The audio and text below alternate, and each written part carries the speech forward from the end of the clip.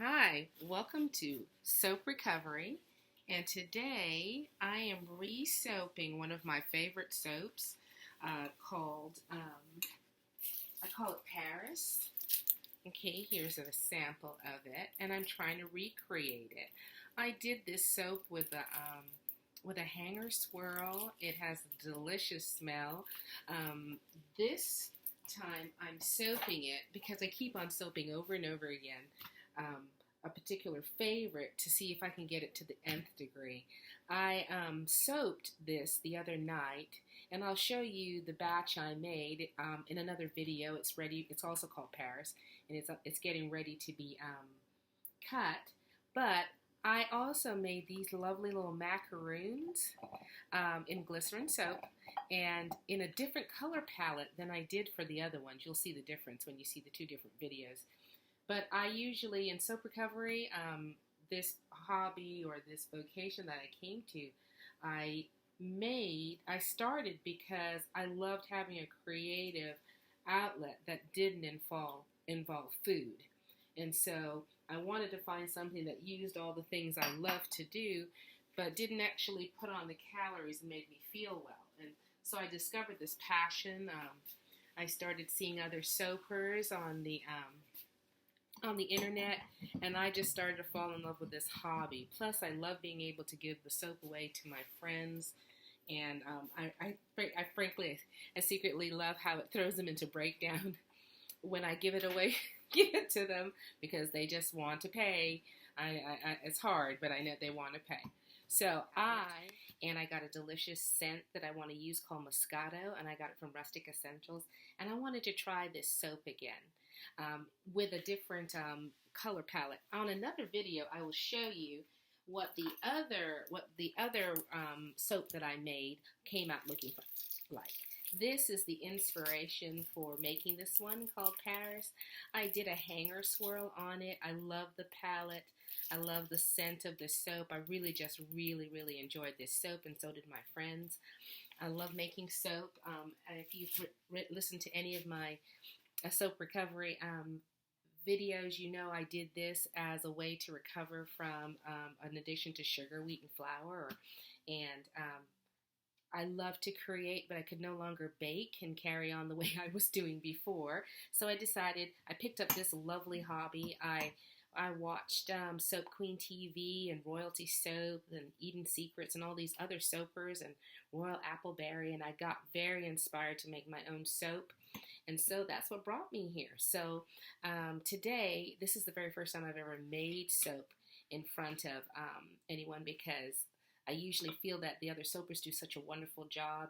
But I thought I should at least try one, because I have so many friends who receive my soaps and say, how did you make that? And so I thought I would do this one video showing the whole process. So I have a certain recipe that I use that I received from a really lovely soaper who gave me inspiration, plus all I read from Soap Queen TV. That's a wonderful resource for you if you want to get a recipe that will work, that will not ash. Ash is when your soap turns a little gray because it gets cool, and your environment. Usually it's nothing you can do about it, but this recipe that I've gotten has been foolproof. All right. Now you have to notice I'm wearing protective gloves and I'm wearing protective glasses. This is a hobby where you deal with lice, so you have to be very, very comfortable. So I'm going to go ahead and soap this soap for you, and then hopefully we'll get to talk along the way. All right. So I'm going to be pouring my lye water over my stick blender. And I do this just in case. I use a little strainer just in case there's any little sediment, because you never know with your lye. Every once in a while there could be something in there that and you don't want that pocket inside of your soap. Okay, now previously I added my scent, which was, like I told you, Moscato. I added it to my oils. All right, I usually soap at room temperature because I get really nervous that my soap might seize, or my soap might prematurely go the way of solid soap. So I always like to soap at room temperature. Okay, so I'm going to pulse for about 30 seconds until I reach trace.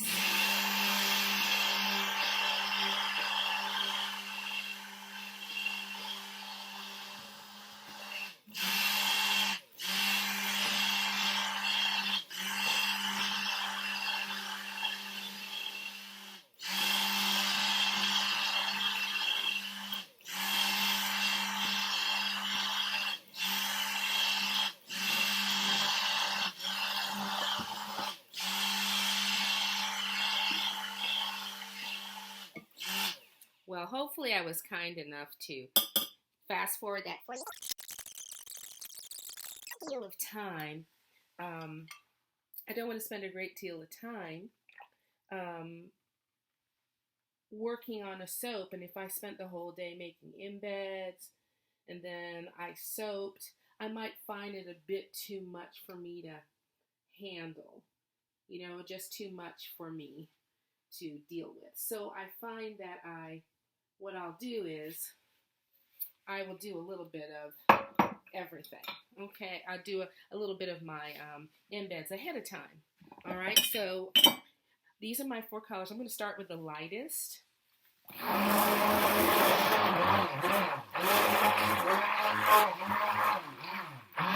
Not too much, because I want to be able to pour.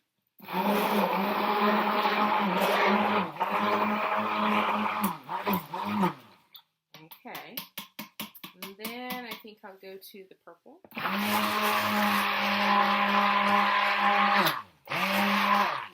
All right, and then finally the brown. And I'll put a little speed on it just in case, because I can feel that we are heading towards getting into a little bit of a firmness, and I want to be able to drop swirl a little bit, and we'll see. The thing about soaping is I had to forgive myself. Sometimes you never know best laid plans. It might work out the way you want to, it might not. Okay, I'm putting a little titanium oxide in the last batch over here, and I'm going to use my whisk, hold on, first, and then I might have to wash off my blender, because I should have done this one first. But I know that I don't believe that they said according to the thing that it will color, sometimes your fragrance will color your soap, and it said it would color it to an ivory, and that's perfectly acceptable for what I want it to do. Okay, so I have my mold ready, and I also have some clips in place. I like to have the clips in place so that when I pour,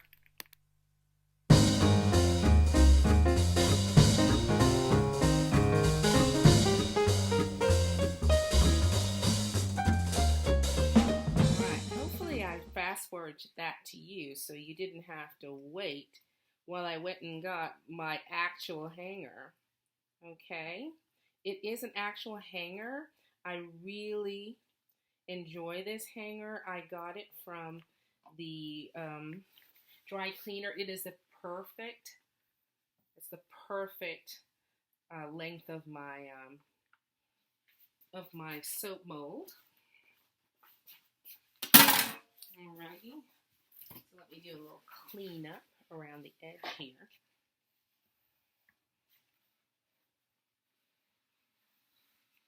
Alrighty. Alright, let me see if I can get a little bit more out of this, because the more you scrape, the more soap you have, and the less soap that you have to clean. Okay, now I am going to pipe the top of this, and that is why I'm not in a panic. Usually I like to do one of those beautiful swirls and add some mica to it and everything like that, but I'm not doing that this time. This time I'm going to be putting a piping on the top, and then you'll see, and then in a couple of days when I slice this, I'll make another little video for you to see what will all turn out to look like. All right. Okay. And I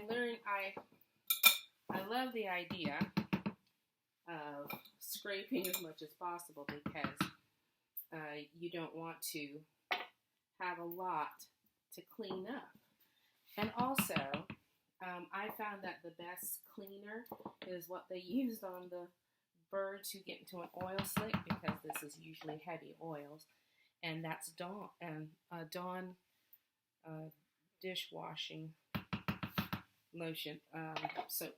Really, it's been really good to me. Done a good job.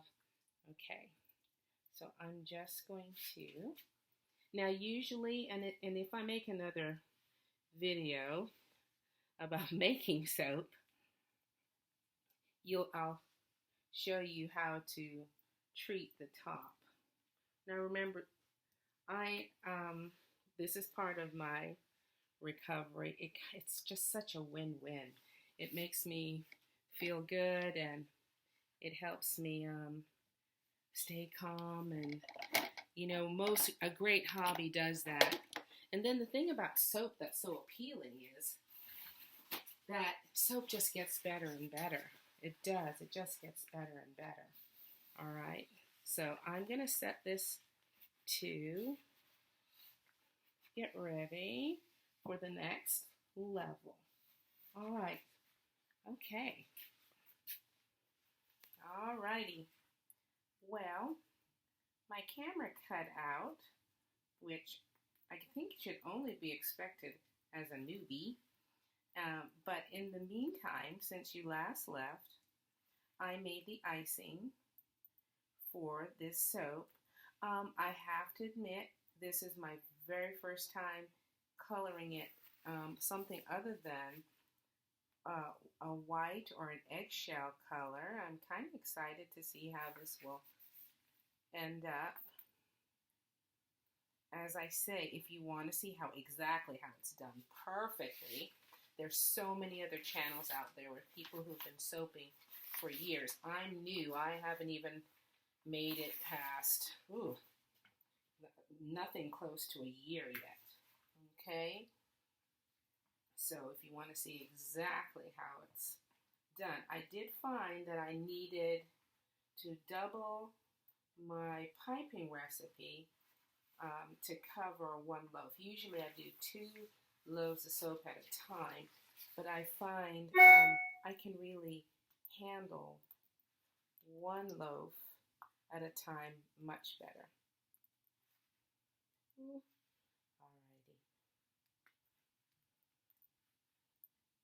Now, the other soapers, they're so good that they make it look so simple, but it's not.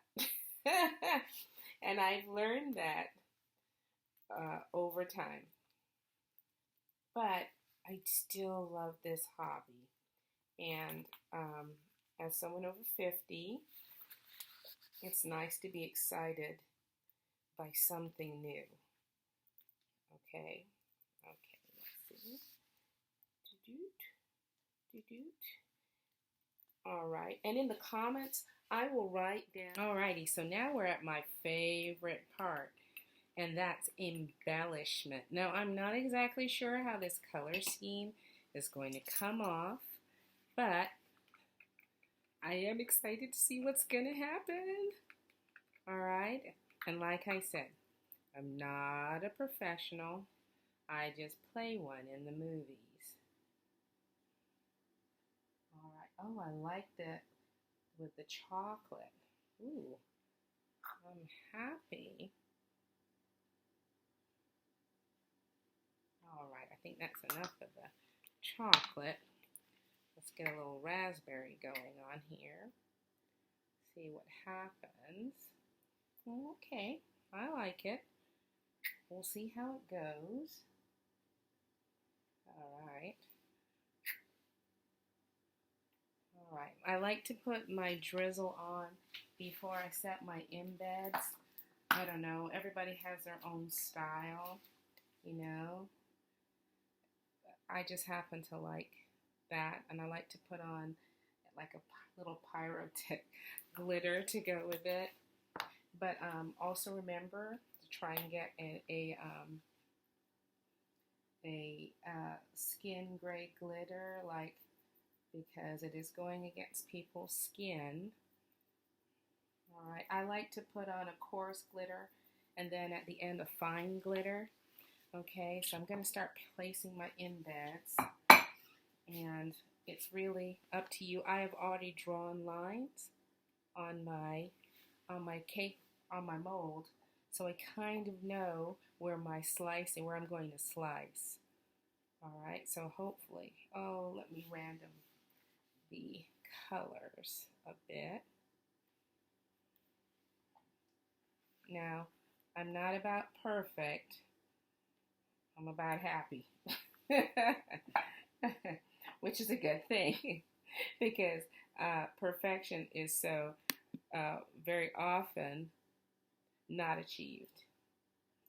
But I do love this hobby.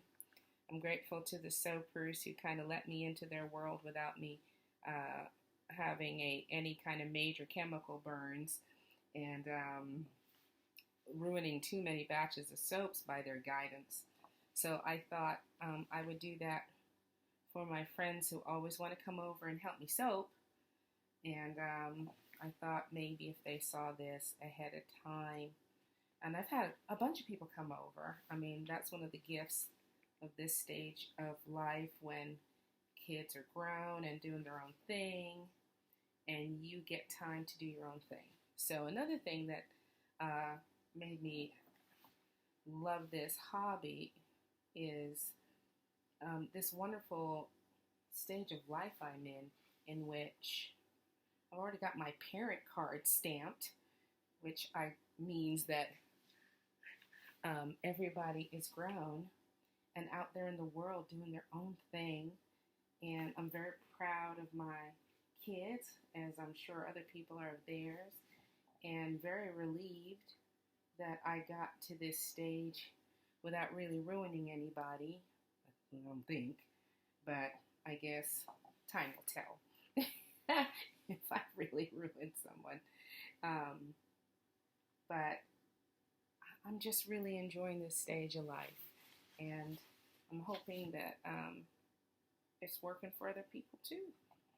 Alrighty, so I think I have put one in a pattern, and so now I think what I'm going to do is I'm going to tuck some in on either side. I don't know if I have enough, but nobody's paying attention but me. So hopefully I have enough to put on every side. Okay? And hopefully what I'll do is I'll come back when I've put it all in here. You don't want to sit here and watch me put each and every one in. And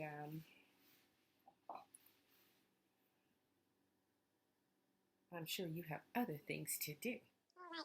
And finally, a way to use all those spoons you collected on all those trips to various places. I believe this spoon is from San Antonio, Texas. All right. So, I like it. Remember, this is body glitter. All right. And because it's your hobby, you can put on as much glitter as you feel necessary. And I like it because it kind of looks like confectionery sugar without the cost to your waistline. Okay? All right. So let me see if I can give you an idea. I'll move my camera. Duh. Not the bar of soap. The thing of soap. Look. Oh, I like that. As you can see, I ran out of Index, but that's okay. I'll be forgiven.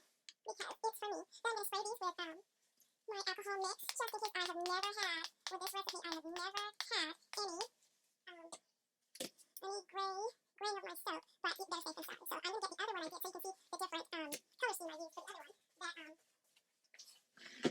it is ready for cutting, and I'll show you that cutting video, but I really want to wait until tomorrow morning to cut, just because I'm learning patience. Alright, I'm learning patience. Hold on. Alright, and so this soap has a very different inside than this one. But I made the index ahead of time, and I was intrigued by the different colors. Excuse my cord. And let me get myself back in focus. Yeah, alrighty. Okay, so two different, and I'll show you the cutting of them. I'm really excited. They smell divine. Moscato by Rustic Essentials. And it's a perfect way to get that wonderful wine smell that Moscato has without the calories and without the alcohol. I don't have a problem with alcohol, but I do have a problem with sugar, and unfortunately a lot of sugar is in Moscato. So, but this makes me happy, and that's what will have to happen. So, if you like this channel, please subscribe. If you want to see all the ingredients I used, please look below in the more box. And come back, I'm going to try some more stuff. Alright, thank you. Bye from Soap Recovery. All right, so it's tomorrow, the next morning, or the day after. I'm not exactly sure. It's time to cut the soap and see what it looks like inside. All righty. Oh. First of all, it's very, very tall. So I'm going to go ahead and find a spot to cut it out to make it more manageable. I'm only going to cut a few pieces because you don't have to see me cut a whole bunch of pieces. Alrighty. Ooh, these macaroons. They're so cute. Uh-oh, I think I may have hit a macaroon on the other side. Uh-oh. Okay. Alrighty. Ooh. Oh, what a nice swirl. Lovely. Lovely, lovely, lovely. All right. Now, I do feel, however, though, that I made the icing too tall or too high. I do have a problem with that. And I will, in the future, next time, not make it so tall. But I think I got carried away with it this time. Okay, so let me cut another piece, the first piece. Oh, I'm trying to get in between these. Uh-oh. Woohoo! Oh, there we go. Oh, smells wonderful. Oh, hold on. Very, very nice. Very, very nice. Oh. Uh-oh. I'll show this side then. Nice swirl.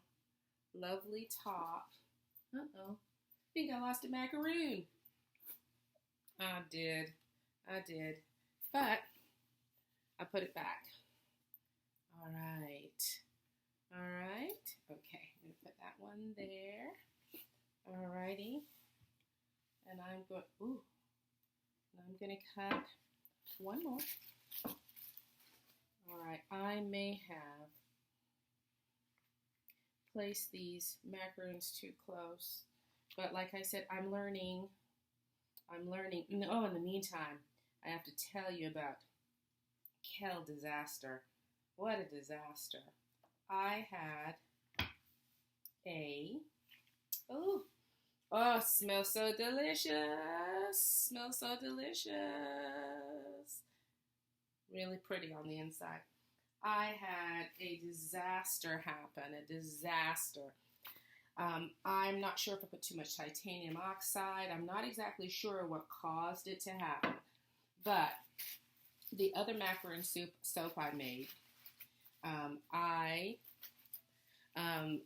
when I opened it, it was so crisp and well done when it came out of its mold. But when I went to cut it, it was brittle and it shattered. And the icing on the top came off fine, but the actual soap was as hard as a rock. Hard as a rock. It was awful. And so I learned my lesson. Okay, I think it was too much titanium oxide. All right. I think it was too much titanium oxide. But that's how it is. You live and learn. And given like maybe 20 loaves of soap that I've made in the life of soap making so far, I'm having one go wrong every once in a while is not too bad. But what I did realize after I figured out what had gone wrong was that I realized that I could have taken the macaroons, because the macaroons were so labor intensive. I could have taken them off of the soap. And one of the things I learned in soap recovery is that sometimes you need to take the best that you can out of things and then let the rest go. And so I did learn that, and and it really works with soap making, and I guess it really works with life too. You know, salvage the best. You know, when things go wrong, salvage the best, and then move on. All right? So, you know, I'm learning. So, that's it for soap recovery this time. And I hope you have a fabulous week. See you soon. Hit subscribe. We'll do some more.